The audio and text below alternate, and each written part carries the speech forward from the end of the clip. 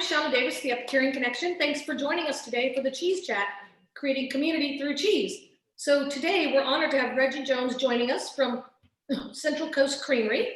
He's going to share with us his cheeses and his background of cheese making. That's literally right behind you. Right. Thanks for joining us this afternoon. Yeah, thanks for having me. Good to see you again. You too, and I love the background view. I hope the viewers enjoy seeing all that beautiful cheese behind you. Yeah, this is the view from my office, actually, one of our aging rooms. So it's kind of nice to see. All that cheese is trying to get to perfection at some point in time. Very nice.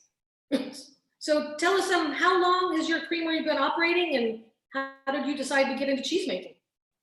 So we started the company in 2008. Actually, the first cheese was sold in 2008, started the company in 2007.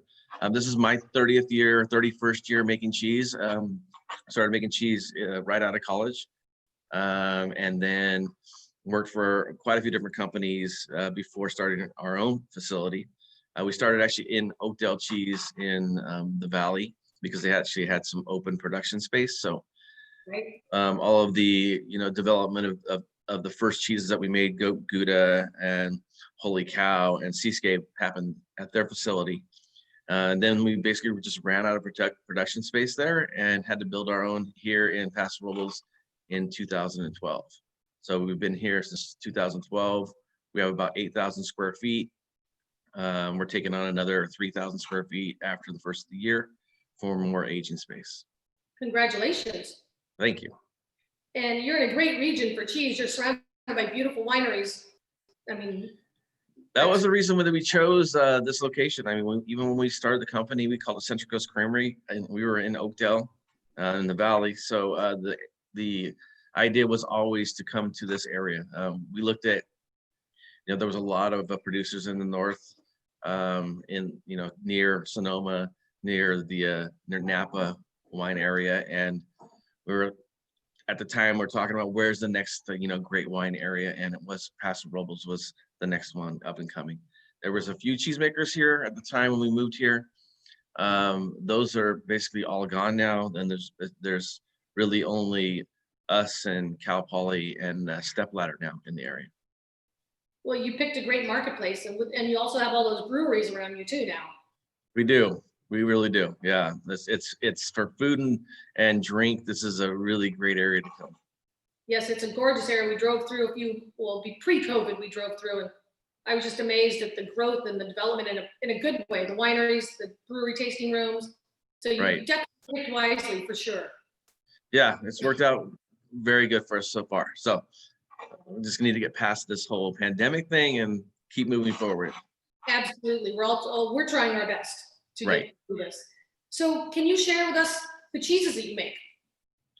Yeah, we make a wide breadth of cheeses. Probably, I don't know anybody who makes them from goat, cow, sheep, blue, Swiss, bloomy rind, washed rind. We make a lot of different cheeses. Starting with goat, it's goat Gouda, and then goat cheddar. Those are pretty self-explanatory. And then we make fresh chev, and then we make Dreamweaver, which is a washed rind goat cheese. And then on the sheep milk side, we make basically a sheep milk cheddar. That's a Eureka, and a sheep milk Gouda called Unique. We make a mixed milk cheese called Seascape. That's a mix of goat and cow milk. And then we make a blue from cow milk, and then we make a creamy Swiss from cow milk. In addition, my daughter's cheeses are also made in this facility, and so we make a sheep milk Alpine cheese, a mixed milk sheep and cow cheese called Sagittarius that's just barely been released. We make a blooming rind sheep milk cheese and a washed rind sheep milk cheese. So quite a few different. Wide spectrum. Yeah, the only thing that we really don't do is flavors. We don't put flavors in our cheeses. I'm a purist as far as it comes to cheese making. I want you to taste the effort and the passion that goes into making the cheese, and that gets really covered up with flavors a lot of times. I agree with you on that one, actually. So, as we make some fresh cheeses, and all of ours are pure milk. There's no flavors. If you do flavor, it's an added on top after.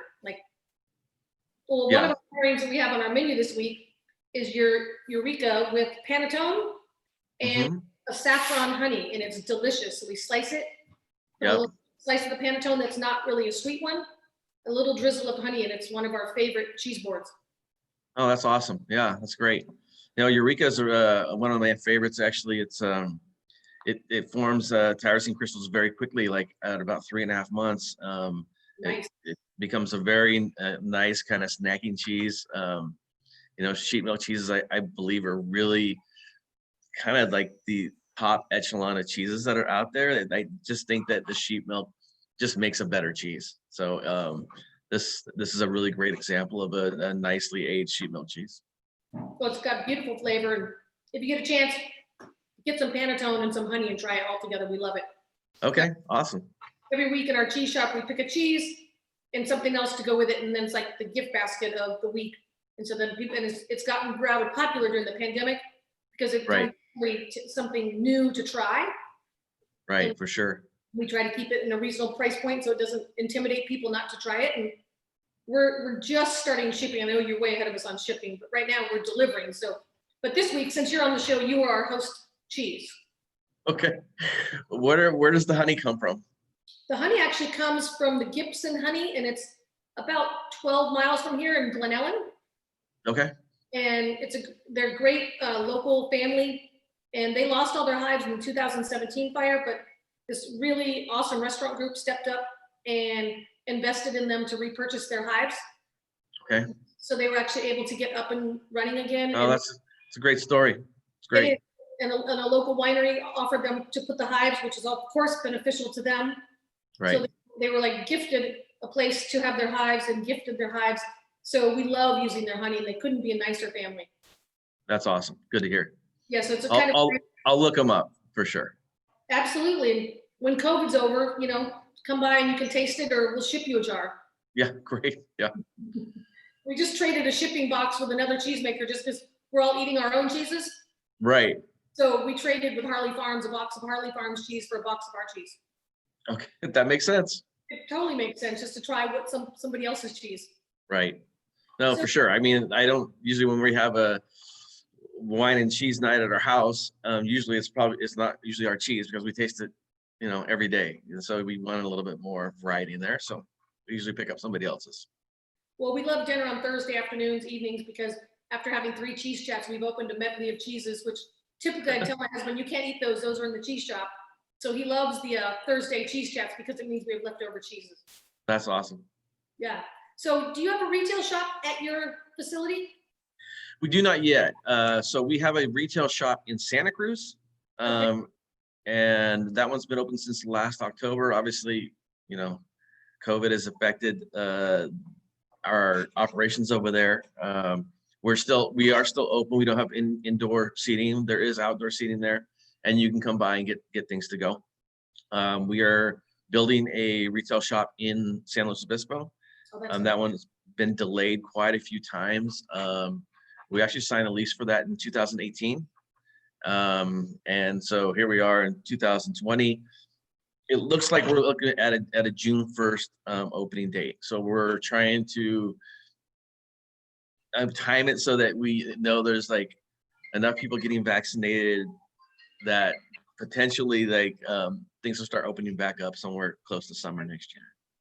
We're all ready for that time here, for sure. Yeah, I think everybody's ready to go out and just go crazy, right? We've all been like stuck in our houses for too long. Yes. And please tell us about some of your awards you've won. I know you've won quite a few.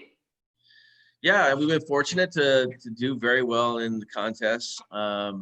We've done we've had 4 cheeses in the top 20 at the US Cheese Championship. We've had a couple in the top 16 at the World Cheese Championship. I don't know how many best in classes we've won at ACS, but I think every one of our cheeses has been in the top 3 at ACS, with the exception of our blue cheese, and we just don't enter that one because we try really not to promote that one. It's just the small amount that we're making now, we're very happy with that amount. Anything more than that would be a real pain for us, just because it's blue and it gets everywhere. Yeah. So, Blessing and a curse, it depends on the cheese if you're ready or not. right. And for us, by doing washed rinds and bloomy rinds and blue and everything else, and it's in the same facility, you have to be very careful of some of those yeast and molds and how they travel. Right. Well, I appreciate you sharing all your expertise and so you're getting cow, goat, and sheep milk, and so you must Yeah. work directly with your farmers, to make sure you get a quality milk. And Yeah, we recently actually switched over. It took us a long time to figure out logistics, but we now purchase all of our cow milk from Cal Poly. It's the only cow milk dairy in the county. We pay them a higher price than they were paying before for that milk. We're trying to support that program because we've been fortunate to be able to draw in some of these motivated, young, smart dairy science majors that come out of Cal Poly. They usually come to us for a couple of years because they really don't want to leave the area because, of course, it's really nice to live here and there's not a lot of jobs. So they're here for a couple of years, 2 or 3 years, and then they usually move on. But we want to continue that to be able to pull from that talent pool. And so to keep supporting them, give them a higher price for their milk. And the milk is really great quality. So we actually have a new one that's starting in January that just graduated was graduating this month. So she's starting in January. Our training program is about 3 months on cheese making. And then we have one of our cheesemakers, and we know it's leaving in August. We're just trying to be like proactive about getting somebody else up and going. that's smart, especially if you're going to take on the new 3,000 square feet. Yeah, and that means that we're probably looking at increasing our production capacity after that. We need to start at the back end and then work forward. But so that's kind of the idea behind that. And our goat milk, we buy goat milk from one farmer, it's David Vera Dairy in Hanford. It's about 80 miles from us. And then the sheep milk all comes from Postma Dairy in Oakdale. That's great. So we basically work with, one dairy per milk type. So we can, really follow that milk and know its quality and know its consistency. That's important. Yeah, exactly. It's a great foundation for your cheeses. Then when you're working with them, you know the quality of the family and the farms. Absolutely. Yeah, and we can't make good cheese out of bad milk. So that's, we have to start with a really great raw material. And then, our jobs as cheesemakers are to really figure out how to get the best quality cheese out of that. How do we convert that really quality product into a fantastic cheese? Right. Well, what I'll do after we upload the videos, we'll add your website, and that way people can go to your website and read about your cheeses and order your cheeses or locate them at a local retailer. Correct. Yeah. We have a retail finder on there. We have our web store. So, it's all on there. Even my daughter Avery's cheeses, Shooting Star Creamery, are on our web store too. So if you want to combine those into an order, that works great. That's great. I'm so glad to hear that the next generation in your family is joining the cheese making. Yeah, it is really great. We'll see. She's just turned 17, so we'll see where she goes from here. Right. Well, she's here now, so appreciate that. Here now. Next generation, you got a succession plan for now. Right. So, well, Reggie, I really appreciate you taking the time out of your busy days and cheese making and shipping. But I just want to thank you for being part of the cheese chats and sharing your cheeses. And we love this cheese, and we'll definitely be looking to get more into our cheese shop. And awesome. We appreciate the support. It takes a lot of people out there that understand that, cheesemakers and all small artisans right now need everybody's support. Well, we'll do our best to keep the support going. And thank you again for joining us. And we will be in touch. And it's great to see you over Zoom. But yes. Nice to catch up. And I'm glad to hear about your daughter. And I'm really glad to hear you're working with Cal Poly. That's such a great program. So, and lucky you, they're right in the backyard. Yeah, we're lucky. Yeah, and appreciate it. Yeah, we'll see you soon, hopefully in person. Okay, thanks again, Reggie. Have a great afternoon. All right, thank you.